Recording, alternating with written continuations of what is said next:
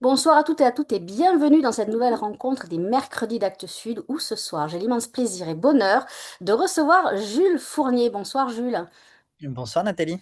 Je vous reçois pour votre premier roman qui est paru le 13 mai dernier aux éditions Actes Sud et qui s'appelle Mal luné et je vais tout de suite partager avec vous la couverture. La voilà, elle est moi elle m'a tapé dans l'œil cette couverture. J'ai dit ça, je veux le lire rien que pour le visuel. Alors, pour tout vous dire, Jules, j'avais même pas remarqué que le triangle rappelait le numérique.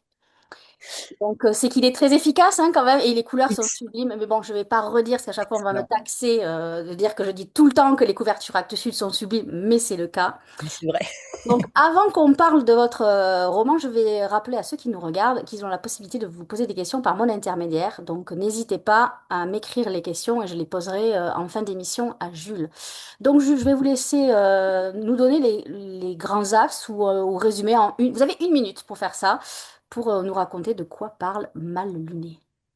Super. Merci Nathalie. Mal luné, c'est l'histoire d'une jeune fille, Luna, qui, par désœuvrement plus qu'autre chose, se met à parler de ses lectures sur une chaîne YouTube qu'elle ouvre pour l'occasion, de manière totalement anonyme. Elle n'est pas là pour la gloire, la reconnaissance. Elle est vraiment juste là pour trouver un exutoire à sa tristesse, à son ennui.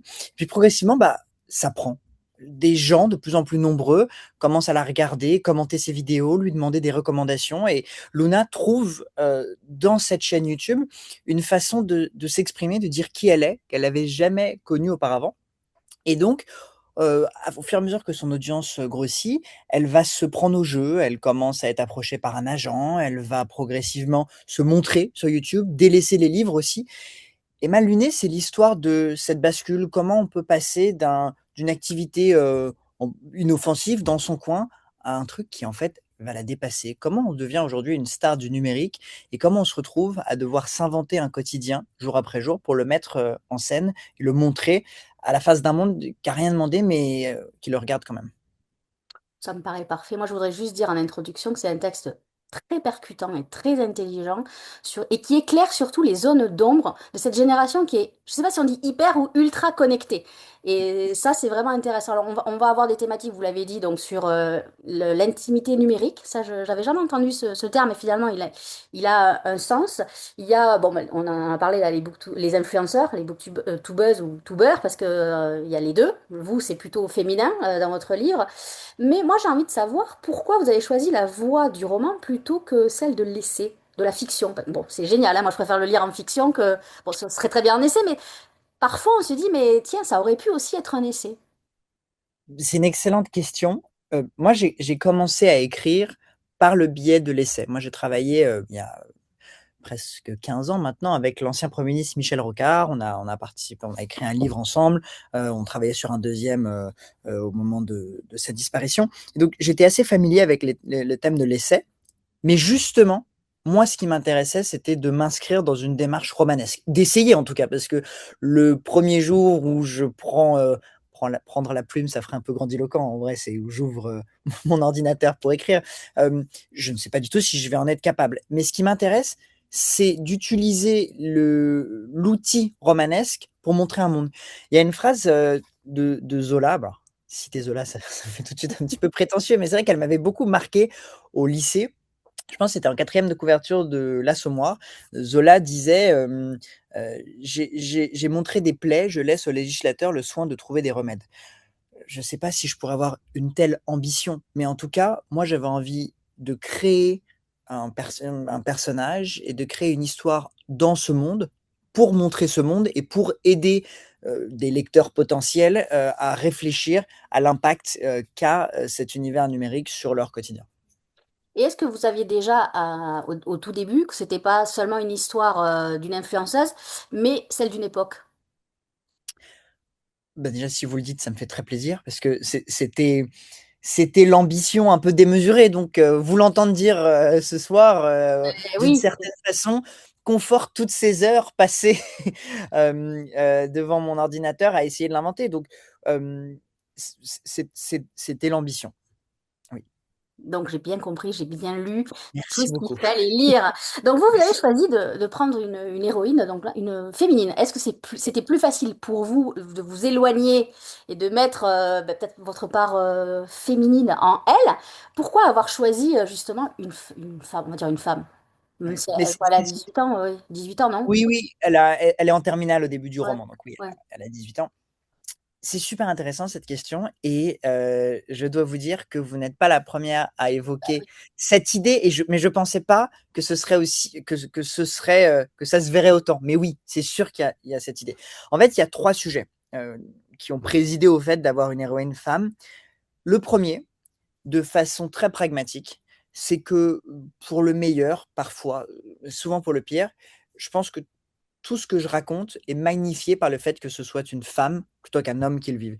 Les problématiques, notamment de harcèlement numérique, la pression qui vient avec cette collusion totale entre vie privée et vie publique, je pense qu'elle est magnifiée par le fait que ce soit une femme. C'est la première chose.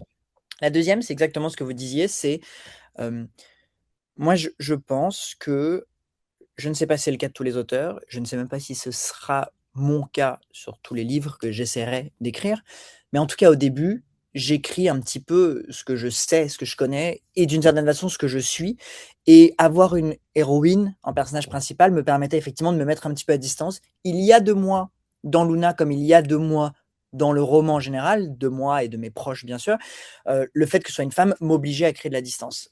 La troisième raison, c'est, bah, tout simplement que moi j'ai beaucoup moins l'habitude de lire des héroïnes femmes, je je l'ai moins vu, moins éprouvé en tant que lecteur et moi j'ai pas du tout envie de faire le performative male à clamer haut et fort mon féminisme, mais si à mon modeste niveau je pouvais aider à, j'allais pas dire rétablir une égalité, ce serait trop dire, mais en tout cas à mettre des petites pièces dans la machine d'un mouvement que j'espère plus global, bon j'en serais très heureux. Bah, moi, c'est ce que je vous disais, à l'heure actuelle, les influenceurs littéraires, parce que là, il s'agit de littérature, hein, Mmh. Luna, elle va parler de livres, elle va délaisser les livres physiques pour en parler. Ça, c'est intéressant aussi. Elle adore lire, mais elle va les délaisser pour en parler et pour devenir quelqu'un, se mettre en scène. À l'heure Mmh. actuelle, ce sont des hommes, les influenceurs Oui. littéraires les plus influents. Donc ça aussi, j'ai trouvé ça intéressant de prendre le contre-pied. Et justement, je me suis dit, mais alors, vous l'avez écrit il y a combien de temps, ce roman? Alors la première version, elle date de 2019. Voilà. Et moi, je Ça me suis demandé, je lui ai dit, mais comment fait-on pour faire que, comment, alors ça c'est votre travail, pour faire que le roman ne vieillisse pas aussi vite que les plateformes et le système dont vous parlez, parce que ça va à une vitesse folle. Et je me suis dit, mais ouais. comment il a fait? Parce que j'imagine C'était que là, ce un que vous avez écrit en 2019 est obsolète en 2026. oui, mais Pas c'était un tout, vrai pas enjeu. tout, pas tout, mais Mais c'était un vrai enjeu. Quand j'ai commencé à l'écrire, j'étais animé par une forme d'urgence, parce que je me disais: «Ce sujet, c'est maintenant qu'il résonne». Bon, déjà, on se rend compte que les vrais sujets de fond, bah, sont par définition, par essence même, beaucoup plus pérennes que ce qu'on peut croire sur le moment. Alors c'est vrai que ça aurait pu péricliter, mais ça avait déjà acquis une telle importance dans la construction de la vie sociale et de nos comportements que bon, en fin de compte, ça allait pas non plus, s'effondrer du jour au lendemain. Par contre, c'est sûr il y a eu une mutation des usages que tant d'un point de vue, du créateur ou de la créatrice de contenu que des de l'audience qui est réel et j'ai pas mal travaillé au fur et à mesure des années en réécrivant le roman pour adapter ça et donc pour être très clair, j'ai jamais retravaillé le roman ou réécrit le roman d'abord pour l'adapter aux nouvelles réalités. Je l'ai réécrit parce que je prenais du recul, je réfléchissais, j'avais des retours et je retravaillais, encore une fois, la matière romanesque, mais en retravaillant la matière romanesque, j'essayais de m'assurer autant que possible qu'il soit toujours, pertinent et en fait, j'ai été le premier surpris de voir qu'il y avait pas tant de choses que ça qui changeaient. Je pense que le phénomène des youtubeuses et des youtubeurs au sens large et plus spécifiquement des booktubeuses et des booktubeurs a pris de l'ampleur, s'est institutionnalisé, est devenu beaucoup plus mainstream, mais fondamentalement n'a pas changé. Alors ouais, quand j'ai écrit en 2019, il y avait pas TikTok, ou en tout cas moi, c'était pas arrivé jusqu'à moi, donc j'ai ajouté par-ci par-là, mais ça reste marginal. et je me suis posé la question, est-ce que Luna est née avant le thème du roman ou c'est le thème qui est né avant Luna? C'est le thème parce qu'en fait, moi, pour vous raconter un petit peu, je travaillais donc chez YouTube, j'ai passé 10 ans chez YouTube et Google, et j'ai passé mes 3 premières années là-bas à travailler justement auprès des créatrices et des créateurs de contenu.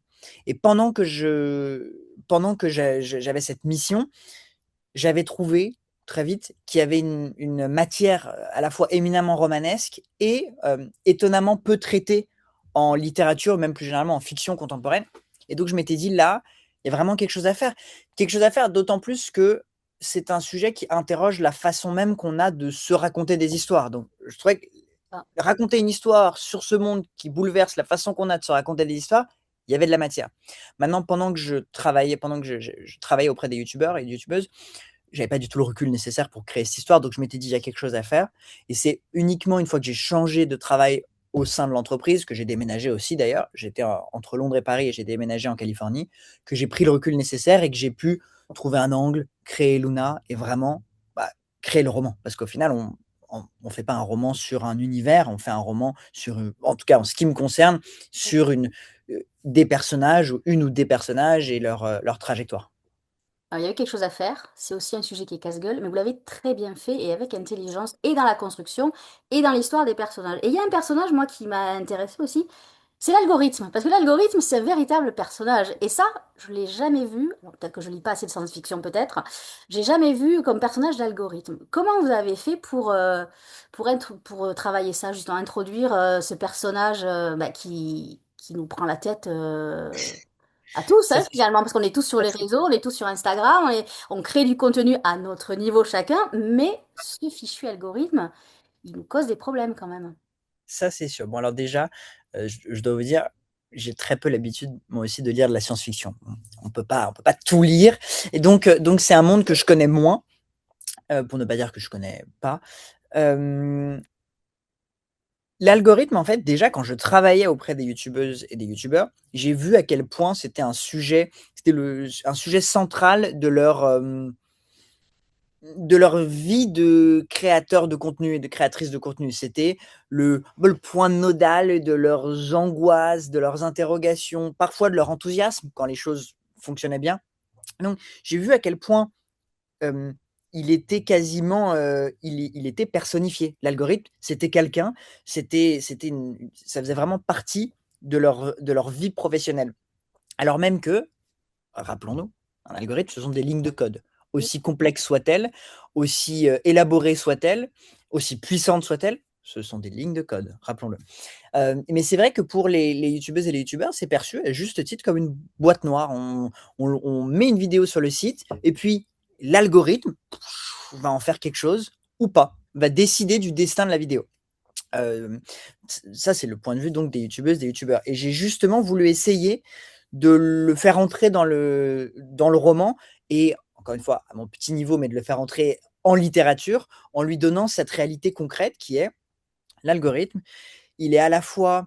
L'algorithme, il va présider au destin de Luna en l'espèce. Il va lui dicter un rythme de création de contenu, parce que si on ne publie pas, on est oublié, on est relégué, et il va, par ricochet, avoir un impact important sur l'ensemble des personnages, que ce soit ceux qui travaillent dans les boîtes tech, que ceux qui travaillent grâce aux boîtes tech, on peut dire. C'est un peu le méchant. D'ailleurs, quand on voit à l'heure actuelle, mon Dieu, l'algorithme a changé les règles, on me dit, mais qu'ils arrêtent. Effectivement, ce sont des lignes de code. C'est pas une personne comme Dark Voilà. Vador qui est derrière son écran et qui a décidé que demain, tout changeait. C'est quand même. Exactement, mais c'est ce que j'expliquais quand je travaillais avec les youtubeuses et les youtubeurs, c'est ce que je leur expliquais aussi. Moi, je leur disais, concentrez-vous sur faire le contenu déjà qui vous plaît, c'est probablement la meilleure façon de plaire et en tout cas de le faire de façon soutenable. Faire le contenu qui vous plaît, qui plaît à votre communauté, etc. L'algorithme, il n'est pas là pour décider du sort de telle ou telle vidéo. L'algorithme, il est là pour, autant que possible, faire en sorte que les gens devant leur écran aient le bon contenu au bon moment. Voilà, donc c'est pas le grand méchant loup du monde numérique. Ce qui est aussi est très intéressant dans le roman, c'est que Luna, elle cherche des livres avant la visibilité. Donc c'est quand même, j'ai envie de dire, elle est lucide. Au début, elle est lucide. Et après, très vite, la machine va s'emballer, puisque, bah, comme partout, on va traverser bah, la notoriété numérique. Qu'est-ce qu'on, qu'est-ce qu'elle veut construire, en fait? C'était Mhm. important pour vous qu'elle parle des livres. Pourquoi forcément des livres et pas de musique et pas de films? Pourquoi les Mhm. livres? Mais en fait, c'est un peu à partir du moment où j'ai trouvé cet angle, ça m'a débloqué dans la construction du roman. Donc, je vous le disais, on en parlait, j'avais d'abord l'idée de créer une histoire autour et dans cet univers. Mais ensuite, mais j'ai tâtonné, j'ai réfléchi ce qu'on pourrait faire. Et c'est vraiment le moment où j'ai trouvé les livres que je me suis dit, là, il y a quelque chose à en faire. Pour plusieurs raisons. D'une part, parce que je suis moi-même un amoureux des livres et de la littérature, et c'était une manière de rendre hommage aux livres qui ont contribué à me construire dans un livre, d'une part. D'autre part, je trouvais qu'il y avait quelque chose de vraiment intéressant à mettre j'allais dire en opposition, je ne sais pas si c'est le terme, mais en tout cas, euh, euh, mettre, ouais, disons en opposition les livres qui sont quand même une forme bah, très traditionnelle avec cette forme ultra contemporaine de la création de contenu. Euh, je me suis dit que c'était ce clash des univers. Comment on parle de livres, un art lent, un art solitaire, dans le cadre d'une communauté en ligne, donc un art, ou en tout cas un milieu à la fois très rapide, très, on parlait, algorithmique, et où on essaye d'agréger une communauté. Donc je trouvais vraiment qu'il y avait quelque chose d'intéressant à faire se répondre ces deux univers. Et enfin, le dernier élément, c'est que je trouvais que la trajectoire métaphorique, en quelque sorte, de Luna qui se perd, qui trouve une audience, mais qui se perd elle-même en abandonnant les livres, était assez éloquente, en tout cas assez fidèle à ma conception, un peu tradie, Moi, je trouve que ça apporte quelque chose. de la Ça apporte culture. quelque chose de... ben, on est dans le virtuel, mais ça apporte quelque chose qui nous Voilà. rattache au réel. Mm. Et justement, je me suis demandé, l'histoire de Luna, c'est une histoire d'une corruption, d'une métamorphose ou d'une adaptation? Parce qu'elle se transforme quelque part en se mettant en Ouais, scène. Et alors, bien quand je sûr. dis corruption, parce qu'on va parler après, elle va rencontrer un personnage masculin qui est un agent, je ne connaissais pas ce métier, agent d'influenceur, Ellie. Mais voilà, je me suis posé la question, est-ce que c'est tout ça ou est-ce que particulièrement, c'est Mm. plutôt C'est l'adaptation? c'est une bonne question. Je pense que je reprendrais plutôt le terme de corruption, mais je pense que le terme de corruption, il introduit quasiment intrinsèquement l'idée que elle est corrompue, a fortiori, enfin en l'espèce par Ellie. Or, moi, je pense que c'est un petit peu plus pervers que ça. C'est qu'elle se perd elle-même. Alors, elle n'est pas aidée, notamment par Ellie. Euh, mais au final, moi, Luna, la façon dont je l'ai perçue et j'ai essayé de la raconter, c'est que malgré tout, elle est parfois trimballée par les aléas de la vie. Le roman s'ouvre sur la mort de son père et le fait que sa mère et elle déménagent de Marseille à Paris. Donc, elle est trimballée par les aléas de la vie. Mais au final, c'est quand même elle qui essaye, tant bien que mal, de garder le contrôle. C'est elle, certes, mal conseillée, ou en tout cas conseillée d'une façon probablement pas fidèle à ses intérêts initiaux, mais c'est elle qui décide de se montrer face caméra. C'est elle qui prend la décision, elle a le truc entre les mains, et c'est elle qui l'active. C'est elle qui décide progressivement de laisser les livres. Et donc, c'est l'histoire d'une corruption, mais une corruption qui est en fait sa propre corruption. Elle se perd en essayant de s'adapter à un monde qui n'est pas le sien. Oui, parce qu'elle va perdre et son intimité, sa liberté, et Mmh, surtout le regard qu'elle a sur elle-même. On va pas tout voilà. dévoiler, mais il y a quand même... C'est ça, il y a des questions de fond dans votre roman qui sont quand même sous couvert de... Allez, je vais parler du numérique, des influenceurs, ça va être bien sympa, mais si on sait lire et on voit ce qui sort du fond de cette histoire, c'est quand même terrible. Et c'est ce qui se passe dans la génération actuelle de ces jeunes qui ne vivent que pour créer du contenu et être reconnus. Alors, reconnus par qui? Parce que finalement, au fond, c'est quoi un influenceur? Ah, c'est une excellente question. Alors déjà, on a quand même tendance à distinguer les créateurs et créatrices de contenu et les influenceurs, Ouais. influenceuses. Les créateurs de contenu, à la base, bah, comme leur nom l'indique, ils créent un contenu, mais c'est-à-dire qu'il y a vraiment une démarche de création, d'invention de soi, on modèle son propre univers pour le faire entrer dans le cadre d'une vidéo, d'une succession de vidéos. Il y a une démarche créative que, et j'ai essayé de le montrer dans le roman, que j'admire et que je respecte, que je trouve un peu folle parfois, mais en même temps, c'est bien un peu de folie. Les influenceuses, influenceurs, on pourrait dire que c'est une forme de perversion de la création de contenu et c'est quand, on va se transformer surtout en panneaux publicitaires en ligne. Voilà. Alors, beaucoup de créateurs et créatrices de contenu sont aussi influenceurs, mais ne serait-ce que parce qu'ils ont besoin d'en vivre et c'est absolument, normal et légitime. Il y a aussi toute une génération d'influenceurs et d'influenceuses qui, bah, ne sont, quasiment qu'influenceurs et influenceuses et qui, on pourrait dire, brassent un peu du vide. Potentiellement beaucoup d'argent aussi, mais l'un n'empêche pas l'autre. Dans le roman, il y a aussi la mère de Luna, Carla. Et ça, c'était bien aussi, j'aurais envie de dire, d'introduire un vrai adulte dans cette histoire. Bah, je dis pas qu'ils sont pas adultes, mais la Bien vision sûr. de l'adulte et de nos parents, même, je le vois à l'heure actuelle, même mes parents, moi, ils me disent, mais qu'est-ce que tu fais sur les réseaux sociaux? Mais même ces rencontres qui sont numériques, qui sont pas. Moi, je suis physiquement. Parce que tout le monde m'a dit, ah, c'est du virtuel. Je fais, ah non, non, moi, je suis derrière. Là, ce soir, c'est la 397e rencontre. Je les ai faites, les 397. Je suis vraiment Impressionnant. Ouais. derrière mon ordinateur. Ce n'est pas du virtuel, c'est du numérique. C'est différent. On est à distance. Oui. Et je le vois, les gens, certains qui sont déconnectés, hein, qui ne sont pas du tout réseau, ils disent, mais qu'est-ce que vous allez faire en fait? Ça vous apporte quoi d'être. Donc là, la mère de Carla, pareil, elle sait Mmh. pas sur quel pied danser. Et c'est assez intéressant aussi d'avoir sa vision à elle, parce qu'elle a envie de la protéger, elle ne comprend pas pourquoi elle reste enfermée, d'où la grande thématique aussi de votre roman, la solitude. Mmh, mmh, mmh. Ouais, ouais, bah, non, mais absolument. Alors déjà, sur la question du virtuel, c'est ce que j'essaye de dire et de montrer surtout à un moment. Le virtuel, alors la façon dont je le dis dans le roman, c'est que le virtuel ne s'oppose pas au réel. Mais j'aime bien votre formulation également. Le numérique n'est pas nécessairement virtuel. Et la façon, dont c'est introduit dans le roman, c'est que, je l'évoquais tout à l'heure, quand Luna, ou en l'espèce, Mal Luné, donc son alter ego numérique, se prend des déferlements d'insultes en ligne, de harcèlement numérique, c'est extrêmement réel. C'est pas parce que c'est numérique que c'est virtuel. Parce Ah oui. qu'elle, en attendant, le moment où elle prend son téléphone, heu, 12 fois par heure, comme chacune et chacun d'entre nous, bah, elle, à chaque fois, c'est des insultes qui s'affichent les unes après les autres. Et ça, c'est extrêmement réel. Ça c'est le 1er sujet. Le second sujet sur la thématique de la solitude, je pense que c'est quelque chose qui est, très intéressant, très prégnant chez les créatrices et les créateurs de contenu. Hem, on a parlé du rythme effréné, notamment pour des considérations, algorithmiques, le rythme effréné de leur, création.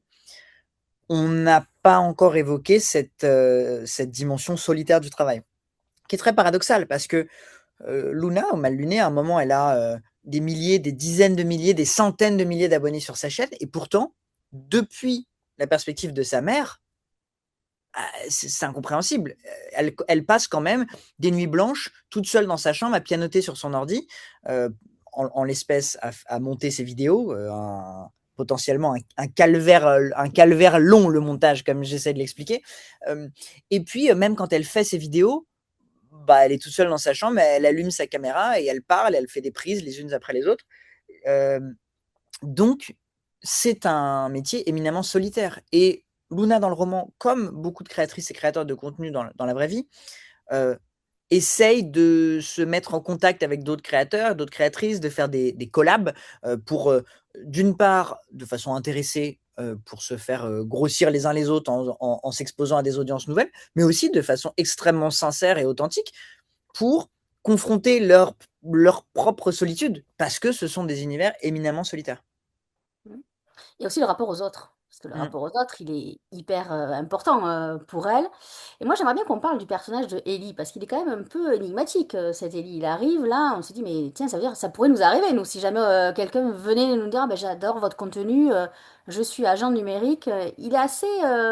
Par moments, je me suis dit, il a des failles, lui aussi, parce qu'on se demande si vraiment ben, il a de l'empathie pour elle, ou lui, ce qui l'intéresse, c'est ben, le tiroir. Quoi, c'est horrible de le dire Mmh. comme ça, mais Mmh. le tiroir caisse, quoi. C'est quand même. Et puis, ce Ouais. que j'ai trouvé très drôle, c'est les deux autres influenceurs. Alors, on va pas trop les développer, mais les thématiques sont très très drôles. Ça, je sais pas comment vous avez eu l'idée, mais il y en a une qui est, qui est vraiment. Je pense que. Ben, on l'a vu, hein, ça a existé. Hein, puisqu'on Oui, a des oui, bah, prêtres qui étaient très présents sur les réseaux et qui ont fait passer des messages importants dans la société, ça c'est sûr. oui, bah, ça me fait très plaisir. Euh, je dois vous dire que je me suis bien marré aussi à les écrire et à les inventer. Donc j'en suis ravi. Euh, sur Ellie, je pense que c'est pas fondamentalement quelqu'un de mauvais, Hmm.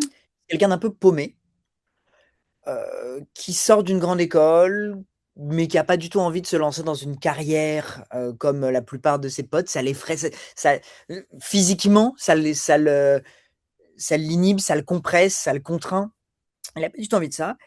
Et puis, bon, il passe pas mal de temps sur YouTube et c'est quelqu'un d'assez structuré, qui a des bonnes idées, qui a une approche assez construite des questions auxquelles il se confronte. Et puis, il se dit, mais en fait, est-ce que je pourrais pas marier les deux? Là, je perds mes nuits sur YouTube.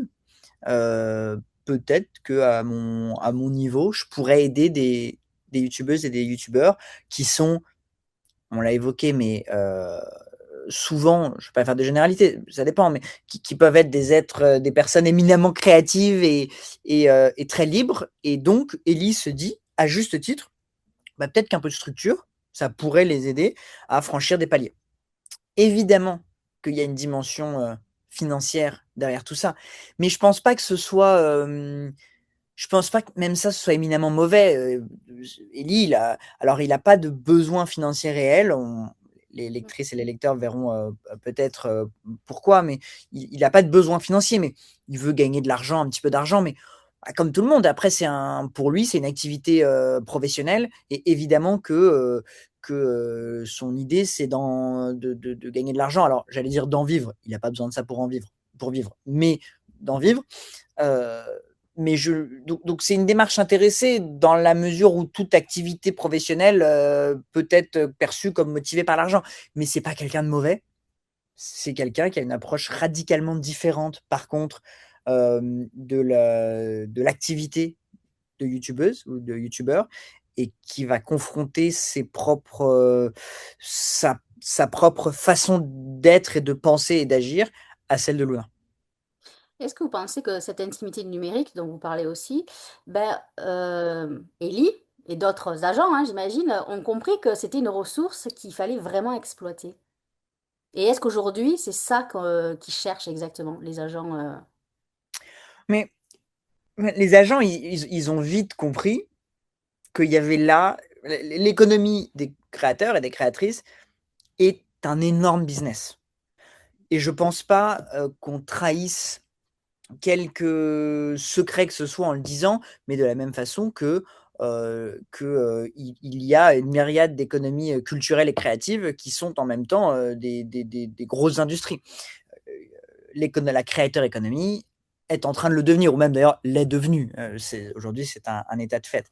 Et donc, oui, il y a Ellie dans le roman, comme plein de personnes dans la vraie vie, des, euh, des gens avec une mentalité plus business qui se sont engouffrés dans cet univers des possibles pour aider à démultiplier les opportunités commerciales de leurs clientes et de leurs clients, pour les aider à, encore une fois, franchir des paliers, et pour les aider à vivre de leur passion, et au passage, bah, se faire vivre eux-mêmes. Mais je le vois pas comme quelque chose de Ouais. fondamentalement mauvais dans l'absolu.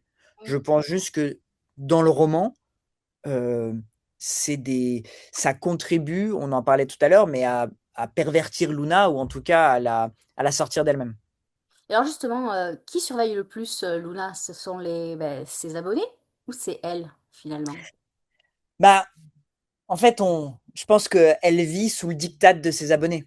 Et c'est bien le problème. C'est que les abonnés, ils sont jamais contents. Pourquoi je dis ça? C'est que les abonnés, elle va en avoir bon, de plus en plus au fur et à mesure du roman. Mais en fait, déjà, il y a une majorité silencieuse qui la regarde, qui aime bien, qui trouve ça cool, etc. Mais celle-là, pour Luna, elle n'existe pas. Elle a le mérite d'être là. Mais en attendant, c'est pas elle qui est vocale, qui se fait entendre. Et ensuite, bien sûr qu'elle va recevoir des messages d'amour, des remerciements.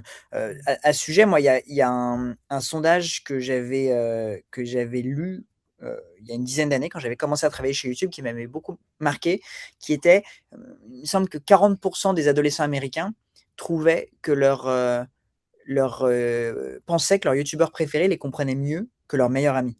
Et donc, Ah voilà, oui. il y a une illusion de réciprocité. C'est évidemment une relation à sens unique. Luna crée du contenu pour sa communauté, mais en fait, il y a l'illusion, parce que Luna et les youtubeuses et les youtubeurs sont authentiques, ont l'air d'être proches de leur audience, il y a une illusion de réciprocité et de dire, mais en fait, cette fille-là, c'est ma meilleure amie, elle me comprend, elle sait qui je suis. Donc, j'avais trouvé assez frappant.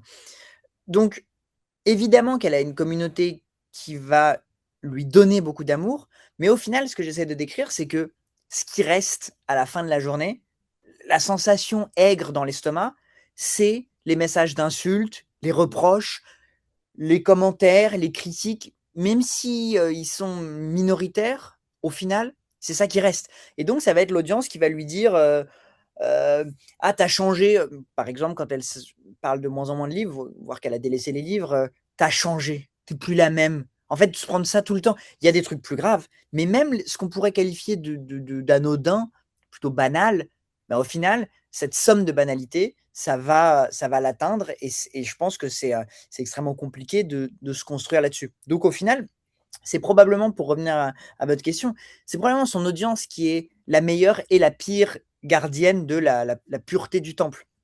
Et Luna, là-dedans, bah, elle est trimballée et elle fait ce qu'elle peut.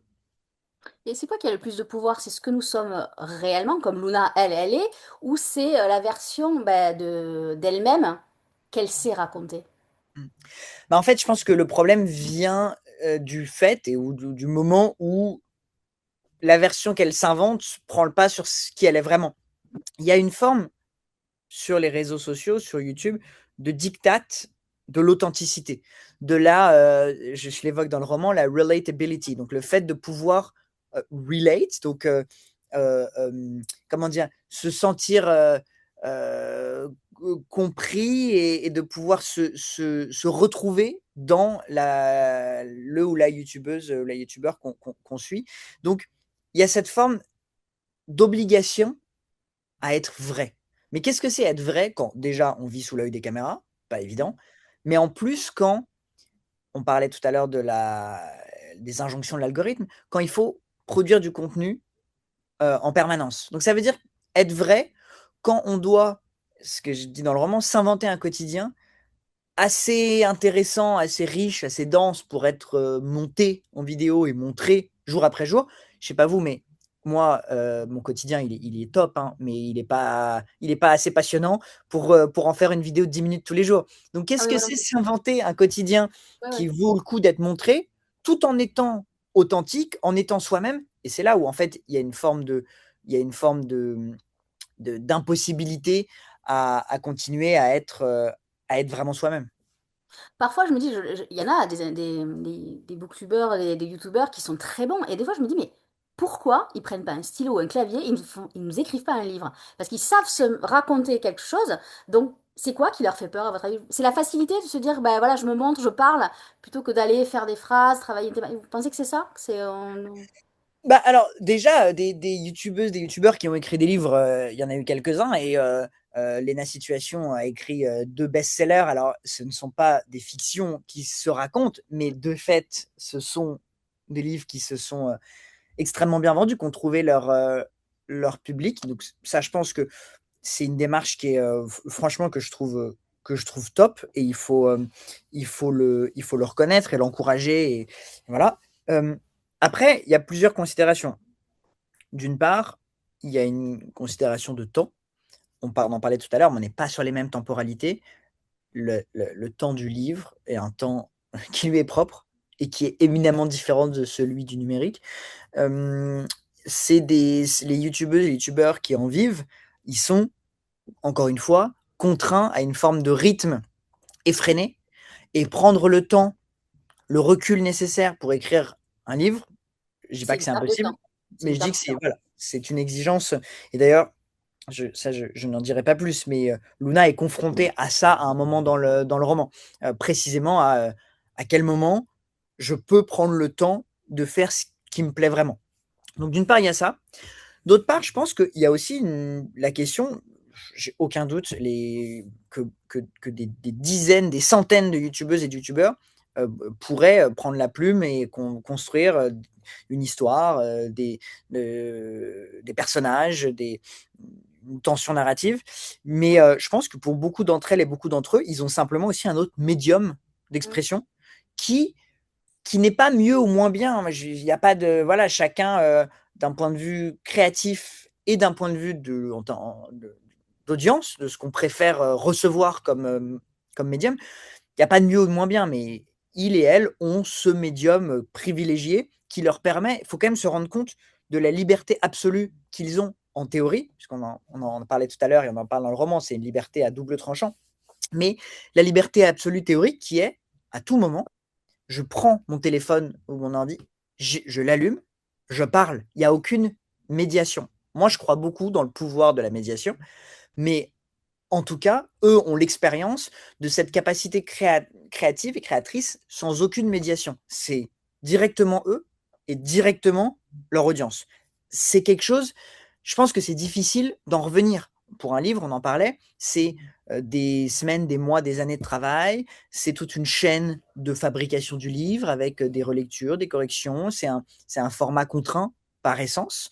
Euh, voilà. Moi, il y a une phrase d'un sociologue canadien, Marshall McLean, que mon père m'avait cité il y a bien des années et dont je comprends au fur et à mesure le sens, qui est Medium is the message. Et en fait, on pourrait croire euh, que sur un médium donné, on peut transmettre une infinité de messages.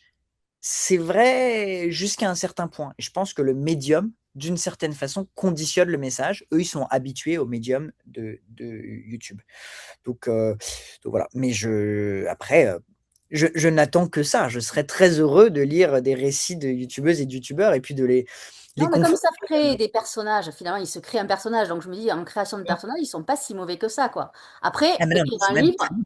c'est Mm, une autre histoire. C'est du voilà. travail, ça demande du temps, on est d'accord. Moi, je voudrais juste revenir sur une citation, quoi, sur une définition que vous avez donnée à la page 52. Je vais la lire parce que elle m'a. Je crois que c'est une des seules phrases que j'ai notées. C'était peut-être ça au fond, la culture, un soupir lancinant suivi d'un sommeil léger. Qui a écrit cette phrase? C'est Jules Fournier ou c'est une longue réflexion et je la trouve pas mal en fait. Je me dis qu'elle est pas mal. Merci. Non, non, oui, oui, c'est moi. En fait, je pense que on s'interroge beaucoup, on met beaucoup de gravité, parfois à juste titre, sur ce que c'est que la culture, avec un C majuscule, et ce qu'elle doit être, ce qu'elle doit représenter, ce qu'elle doit incarner. Et en fait, la culture, je pense qu'elle se déploie à des échelles extrêmement différentes.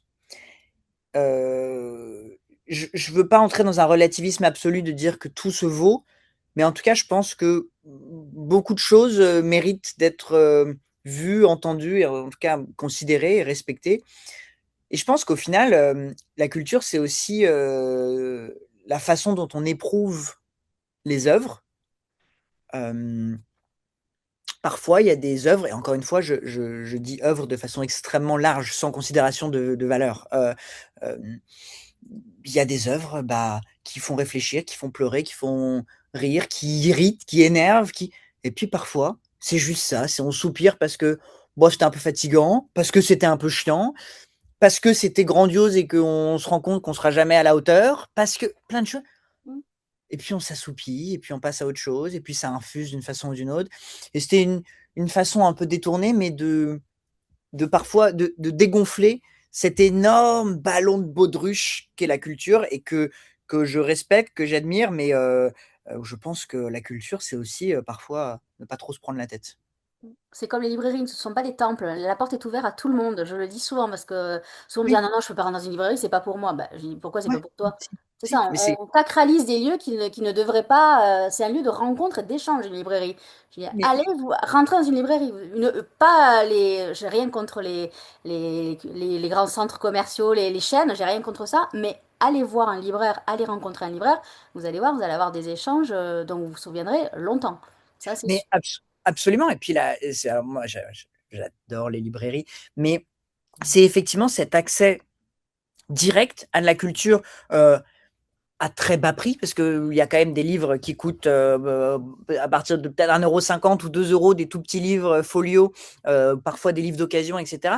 Donc c'est la culture, c'est ça. Puis ça peut être un livre qui est déjà raturé, qui a vécu, qui va continuer à vivre. C'est des discussions qui, elles, sont gratuites avec les libraires, qui ont des points de vue, des idées, des lacunes aussi, parce que personne peut avoir une vision Pas tout euh, lire non plus. exhaustive de la culture. Et voilà, je suis absolument d'accord. Alors, il y a des questions qui sont arrivées pour vous, Jules, je vais vous les poser. Et la première, elle est assez intéressante. C'est Martin qui se demande si vous aviez écrit Mal luné en 2025, auriez-vous introduit la notion d'intelligence artificielle au milieu de ce petit monde merveilleux des youtubeurs? C'est une excellente question. C'est une excellente question. Je ne pense pas, ou je réfléchis, hein, mais je pense que si je l'avais introduit, ça aurait été d'une manière assez technique et du coup assez périphérique. Je m'explique. Je pense qu'à terme, voilà, je dis rien de révolutionnaire, hein, mais que l'intelligence artificielle est déjà en train et va continuer à bouleverser la façon qu'on a de la façon qu'on a d'à peu près tout, mais en l'espèce de créer du contenu, de le consommer, de le distribuer, aucun doute. Aujourd'hui, je pense que la façon dont elle se manifeste concrètement, et si j'avais écrit ce roman en 2025 pour la première fois, pour être fidèle à ce que j'avais envie de faire et ce que j'ai fait, je serais resté dans une dimension concrète. Aujourd'hui, elle se manifeste principalement sur des aspects techniques et périphériques, donc, qui sont aider à faire l'image de couverture ou le titre de la vidéo. Ça peut aider à écrire la vidéo effectivement et à faire de la recherche. Mais je veux dire, ça va être un support à la création et pas un personnage en tant que tel ou quelque chose de purement central. Ça peut être aider à encore mieux traiter les commentaires pour éviter que encore une fois, que le harcèlement ou les insultes puissent apparaître, même si bah, de fait ils apparaissent encore. Ça peut être, voilà, ça va être toutes ces choses-là qui auraient aidé Luna et son entourage d'une part, et aider JP et les personnages qui sont au cœur de ces plateformes, qui travaillent chez YouTube, Meta, etc., les aider dans leur quotidien, mais je ne pense pas que ça aurait été un bouleversement structurel de l'équilibre du roman, parce que je ne pense pas qu'aujourd'hui, ce soit pour la plupart des créatrices et des créateurs, ça constitue un bouleversement structurel dans leur façon d'opérer. Alors, Laurence, elle demande, les réseaux sociaux vous paraissent-ils avoir transformé chacun de nous en auteur de sa propre légende ou en attaché de presse de sa propre existence? C'est extrêmement bien dit, Laurence. Ouais. Vas-y. C'est très joliment dit. Euh, oui, d'une certaine façon. Alors, je pense pas que ce soit des choses radicalement nouvelles. Je pense que d'une certaine façon, alors, j'ai peu en fait vécu sans les réseaux sociaux, mais je pense qu'on a l'être humain par par essence raconte et se raconte des histoires. Nous sommes des animaux sociaux et nous existons aussi, même si on veut bien essayer de croire qu'on le contrôle, mais on existe aussi par le regard des autres. Donc je pense que l'idée de se raconter, de se mettre en valeur, de s'inventer, elle a toujours existé. Ça pouvait être à une échelle extrêmement différente avant, auprès d'un cercle d'amis, de connaissances, ça pouvait être dans le monde réel, même si encore une fois le numérique n'est pas irréel, mais je pense que ça existait déjà. Ce qui est absolument certain, c'est que les réseaux sociaux bouleversent complètement l'amplitude de ce phénomène et qu'aujourd'hui on se raconte à une échelle, qu'elle soit réelle ou fantasmée, à une échelle qui est complètement différente. Et je dis fantasmée parce que de fait, la plupart d'entre nous, on a un nombre de followers qui est certes plus grand que si on avait été il y a 50 ans hors réseaux sociaux, dans un cercle de connaissances réelles, non numériques. Mais, euh, mais je veux dire, ça peut rester la plupart du temps, même aujourd'hui, ça va rester une audience en fait assez limitée. Mais ce qui change, c'est qu'on a l'impression, le sentiment, qui est vrai en plus, que ça peut être une audience illimitée. Donc oui, je pense que ça amplifie ces phénomènes, mais je ne pense pas que ça les ait créés. Par contre, je pense aussi que va continuer d'avoir des répercussions très importantes sur, sur notre cerveau, tout simplement, et sur la façon dont on se perçoit et on perçoit le monde autour de nous. Alors Eric, lui, il dit, déjà il a un message, il dit qu'il a lu votre roman, qu'il a lui aussi beaucoup apprécié l'histoire, et il voudrait Merci. savoir qu'est-ce qui a été le plus difficile à inventer, les événements du roman ou la voix qui les raconte. Ah, c'est une super question et en fait, c'est la voix qu'il raconte. Je vais donner une petite anecdote. Les événements du roman, qui soient encore une fois, on parle beaucoup de réalité, j'ai l'impression, mais qu'ils soient réels ou fictifs, heu, ils sont arrivés assez naturellement, c'était, bon voilà, il y a eu du travail pour les inventer, pour les modeler, pour parfois les changer, pour en effacer certains. Mais c'était, je dirais pas jusqu'à dire que c'était une évidence, mais presque. La voix du roman, par contre, elle a beaucoup évolué entre la première version et celle que vous avez pu, enfin, Éric en tout cas, vous avez pu lire. Hem, pour tout vous dire, initialement, c'était raconté, depuis le point de vue ça a beaucoup changé, mais c'était en gros raconté depuis le point de vue de madame, Senior, qui donc je ne spoil rien en disant ça puisque c'est littéralement sur la première ou la deuxième ligne du roman, mais qui est la professeure de français de Luna. Et au début, il y avait cette forme de narration très incarnée et ensuite pris le j'ai pris le parti pris de désincarner la narration, ce qui m'a beaucoup libéré dans l'écriture, mais donc c'est très probablement, la voix. Maintenant, la voix, ça veut dire plusieurs choses. Ça veut dire le point de vue, quel personnage, enfin, qui est le narrateur. Ça peut aussi vouloir dire le ton de la voix. Je pense que pour le coup, le ton de la voix, il a pas tant évolué que ça entre les versions parce que je pense que, j'ai réussi à ce que enfin, en tout cas, le ton de la voix, il est assez fidèle au mien. Je ne sais pas si c'est l'impression que vous en aurez eu après m'avoir entendu aujourd'hui, mais il est assez proche de ce que je suis et parce que cet univers-là, précisément, je voulais le décrire avec, de façon assez incarnée pour le coup et avec ma voix. Donc le ton n'a pas énormément changé, mais c'était quand même difficile de trouver l'équilibre sur qui raconte l'histoire et pourquoi et comment. Parfait, mais c'est un métier d'écrire un livre, hein, je le redis, hein, c'est du talent aussi, donc voilà. Vous l'avez Merci. bien fait. Alors, Elodie, elle, dit, autrefois, la mise en scène de soi était réservée aux artistes, aux hommes politiques et aux célébrités. Aujourd'hui, elle est devenue une pratique quotidienne. Selon vous, que nous perdons lorsque nous commençons à vivre des moments en pensant déjà à la manière dont nous allons les raconter? Mais c'est encore, une excellente question, Nathalie. Nathalie, vous avez une audience qui pose Oui, de il y a toujours des bonnes questions. Alors après, je me dis, est-ce que c'est des profs? Parce que des fois, ça ferait des bons sujets de philo aussi. ah ouais, Ce soir, on ouais, n'a ouais, pas de ouais. questions. Ouais, La prochaine fois, vous me les envoyez à l'avance parce que là, il y a trop de trucs qui me viennent, il faut que je cadre tout ça. Non, merci beaucoup pour cette question. Déjà, enfin, en fait, je vais expliquer pourquoi, mais oui, là, pour moi, la réponse est clairement oui.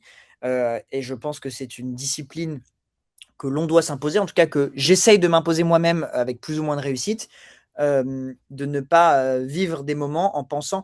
Il y a la façon, il y a la façon qu'on aura de les raconter, mais il y a aussi, même sans mise en scène de soi, il y a aussi le côté simplement les préserver, les mettre dans du formol et se dire qu'on va pouvoir les revivre toujours parce qu'ils seront là en vidéo, alors que la vidéo est un support de la mémoire, mais je pense pas qu'elle soit un substitut à la mémoire. Donc, vivre un moment en se disant: «Je le filme, comme ça je pourrais le vivre une infinité de fois», en fait, c'est ne pas le vivre du tout. Donc je pense que c'est des questions, franchement, existentielles qui se posent parce que, parce qu'elles existentielles au sens propre, elles interrogent notre existence de tous les jours et la façon qu'on a, in fine, de vivre nos vies. Mais je dis ça, je suis le premier tenté, j'ai un fils de 2 ans à la maison, déjà la quantité de photos et de vidéos que j'ai de lui est invraisemblable, mais parce que dès qu'il y a un moment un peu mignon, et bah, j'ai de la chance, on a quand même pas mal. J'ai envie de le capturer, de l'immortaliser, que ce soit pour le partager et donc d'une certaine façon et nous raconter, ou que ce soit juste pour moi. Et en fait, je pense que c'est extrêmement important de faire la part des choses. Et bah, il y a des moments qu'on va vivre, dont on se rappellera ou pas, mais qui vont s'inscrire en nous d'une façon indélébile. Indélébile, ça ne veut pas dire qu'on va toujours pouvoir y accéder et les lire directement, mais ça veut dire qu'ils seront là gravés. Je me perds et j'en oublie l'essence de la question, mais oui, non, voilà. Voilà, ce que je voulais dire également quand vous évoquiez les hommes, les responsables politiques, les artistes, c'est que je pense qu'il y a quelque chose de fondamentalement différent que j'essaie de dire dans le livre également avec les youtubeuses et les youtubeurs. C'est que les personnalités, disons, traditionnelles, euh, avaient une vie privée et une vie publique. Ils menaient leur vie privée et de temps en temps, ils allaient faire de la promo pour un nouveau livre ou une campagne, puisqu'on parlait de responsable politique. Mais ils allaient faire la promo d'un film, d'un album, d'une tournée, d'un livre. Et ensuite, ils retournaient dans leur vie privée. Ça ne veut pas dire qu'il n'y avait pas parfois des passerelles entre l'une et l'autre. Il pouvait y avoir des paparazzis qui leur volaient des moments d'intimité, mais ça voulait dire que déjà, il y avait de l'intimité, qui certes pouvait être volée, qui pouvait être exposée, mais ça veut dire qu'elle existait. Je pense que la différence fondamentale avec les stars du numérique dont je parle dans le livre, c'est qu'il y a une identité absolue entre vie privée et vie publique. La vie privée, et la matière même de la vie publique, et la vie publique est constituée de cette n'est constituée que de cette vie privée. Je ne parle pas là de toutes les influenceuses, influenceurs, de toutes les créatrices et les créateurs de contenu, mais ceux en tout cas qui vloguent, qui montrent leur quotidien bah, jour après jour.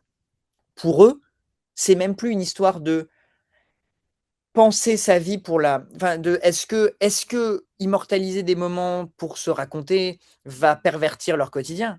C'est à l'inverse, penser leur quotidien pour qu'ils puissent être montrés. Donc on est sur une inversion que je pense être à terme perverse ou dangereuse, une inversion de la causalité entre l'un et l'autre.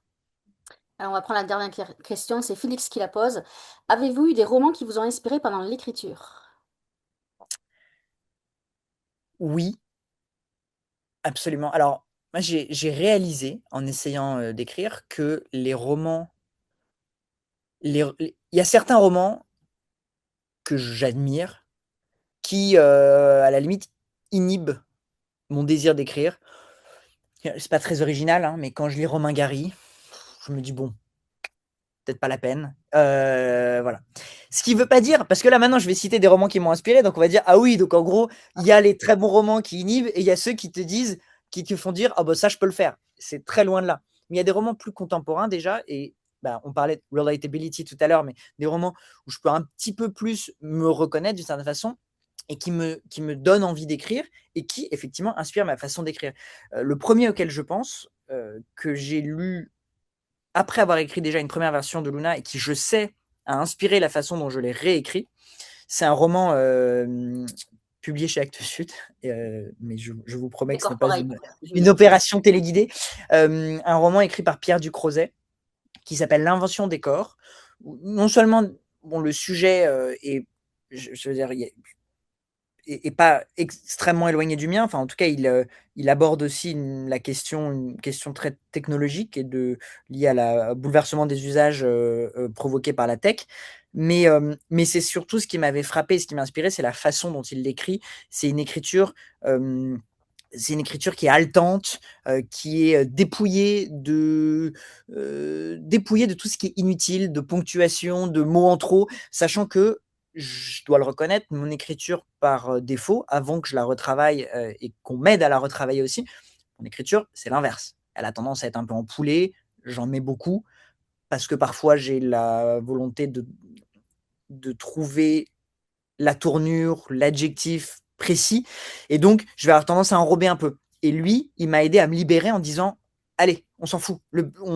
On avance et il a un truc dans son écriture que je trouve exceptionnel. Il y en a d'autres aussi, mais tous les romans que j'ai en tête, c'est des Actes Sud. Pierre Ducrozet, on va le retrouver à la rentrée littéraire avec un livre, si j'ai bonne mémoire, qui s'appelle Eden. Je sais pas si vous écoutez Absolument, Actes Sud, allez piquer des oui, épreuves.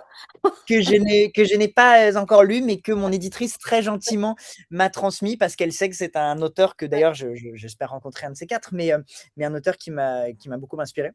Donc j'attends de le lire avec impatience. Euh, dans les autres auteurs, bon, bah, Corporate encore, mais il y a Nicolas Mathieu. Euh, je trouve que la façon, son écriture quasiment sociologique et la façon qu'il a de décrypter des sujets graves avec une forme apparente de frivolité. Frivolité, ça peut être perçu comme négatif. C'est Non, pas du vraiment tout. pas l'intention là. Je trouve que c'est extrêmement beau cette façon qu'il a de voilà d'aborder des sujets bah, existentiels encore une fois par parfois par l'anecdote, par la surface. Et en fait, une surface, ça peut vouloir dire beaucoup et ça peut montrer. Il suggère beaucoup de façon extrêmement habile et ça, c'est un auteur qui m'a beaucoup inspiré à cet égard.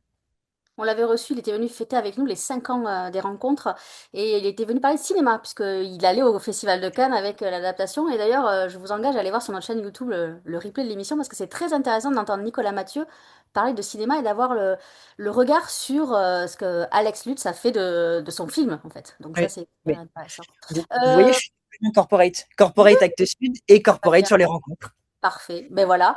Et moi, si je devais lire un livre conseillé par Jules Fournier, ça serait quoi? Qu'est-ce que vous me conseilleriez de lire? Bah, je vais essayer de ne pas me répéter, même si évidemment Nicolas Mathieu et Pierre Ducrozet Oui, seraient, ça j'ai bien seraient noté. très hauts. Mais je vous conseillerais, je sais l'auteur, je réfléchis entre deux de ses livres. En tout cas, je vous conseillerais de lire Miguel Bonnefoy, Ah, qui est mais oui, mais je les publié. ai tous lus, moi. Il est venu Oh, aussi dans les rencontres, Miguel. Il était venu. mais voilà, mais vous, c'est formidable. Miguel Bonnefoy, qui n'est pas publié chez Actes Sud, même s'il est publié Non, par une chez maison sœur Rivage. d'Actes C'est quand Sud. même le groupe. C'est bien, on va pas vous virer, Jules, vous faites bien Voilà. votre travail. Non, mais Miguel Bonnefoy, bah, je vous dirais Héritage. Il y a Le Ouais. Rêve du Jaguar qui m'a énormément marqué aussi, mais à la limite, on en a plus parlé. Il a eu le Grand Prix du roman de l'Académie française, donc il y a moins besoin Mais Héritage, ouais, c'est. d'un coup de projecteur dessus, même si c'est un coup de projecteur relatif. Mais en tout cas, moi, si je peux donner un coup de projecteur, c'est sur Héritage, qui est un roman que je trouve. C'est un roman solaire, c'est un roman qui est très différent de ce que j'écris et même des aspirations que j'ai en termes d'écriture, de fiction, etc. Vous voyez, quand je lis ça, ça me paraît être un ovni et je comprends même pas comment c'est possible de faire ça. Euh, et, et je trouve que il y a une franchement, je sais que le terme est un peu galvaudé, mais il y a une forme de génie dans l'écriture, dans la capacité à raconter une histoire, à tisser des liens et à mettre en musique De un nous faire orchestre. voyager. Faire Ouais, voyager, parce que dès qu'il écrit, il a une écriture qui est quand même très. On part, hein. ouais, Dès les premières ouais, lignes. ouais. Donc, mais c'est intéressant. Alors justement, sur ce côté des premières lignes, quand j'ai lu Le Rêve du Jaguar, j'ai mis Héritage dès les premières lignes, j'étais embarqué. Le Rêve du Jaguar, il m'a fallu plusieurs tentatives pour le lire vraiment. J'ai lu, je sais pas, les premières pages ou premiers chapitres une fois, puis je l'ai posé, j'ai lu autre chose, puis j'ai recommencé le livre, puis pareil, je l'ai posé. Et je pense que c'est qu'à la troisième fois seulement que j'ai été embarqué. Par contre, quand j'ai été embarqué, je peux vous dire que je l'ai été Voilà, bah, sacrément. Ouais. ben moi, mon conseil de lecture, c'est Mal luné. Donc, je vous engage vraiment à aller en librairie. Je vais remettre le visuel parce que vous ne pouvez pas le rater. C'est pas possible. Il est orange, il est très très beau. Les cheveux comme ça, turquoise, c'est pas mal aussi. Que c'est une bonne. Et puis les livres qui sont dessous. Donc voilà. Et, alors, et mille excuses pour le triangle qui rappelle le numérique. Je ne l'avais pas vu. Mais voilà. En tout cas, moi, C'est c'est très mon bien. conseil. Plusieurs niveaux de lecture. Exactement. En tout cas, moi, je suis ravie d'avoir découvert votre écriture. J'espère maintenant, je vous mets pas de pression, hein, Maintenant que vous avez fait un pied et que vous êtes bien rentré en littérature, ben, hâte de lire ben, votre deuxième roman et ce sera avec grand plaisir. En tout cas, merci beaucoup d'avoir été ce soir à mes côtés malgré la canicule compliquée. Alors, je ne sais pas si vous êtes climatisé, moi non, mais en tout cas, c'était la première fois que je faisais une rencontre sous 33 degrés G dans la pièce, je crois.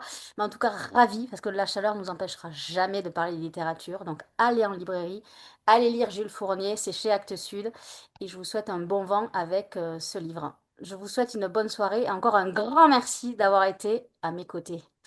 Merci beaucoup. Merci à tous. Merci Jules.